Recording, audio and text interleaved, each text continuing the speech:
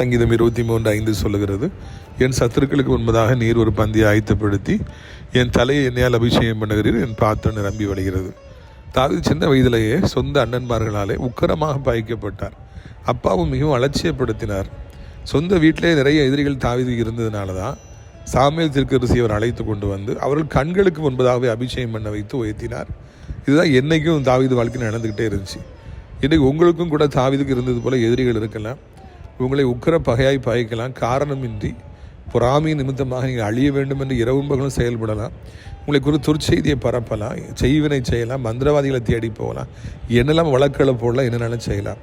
அப்படி அவங்க செய்ய ஆரம்பிச்சிட்டாங்க அப்படின்னாலே ஆண்டவர் மேலேருந்து பார்த்து இறங்கி ஓடி வந்து அவர் உண்மையாய் உங்களை நேசிக்கிறபடியினாலே யார் உங்களை பயக்கிறார்கள் கண்ணு முன்னால் ஆண்டவர் உயர்த்துவார். நினைக்க முடியாத உயரத்தில் கொண்டு போவார். நினைக்க முடியாத மகிமையை தருவார். இது என் பிள்ளைன்னு சொல்லி காமிப்பார். அதே நேரத்தில் உங்கள் எதிரிகளை கீழே தள்ளுவார்.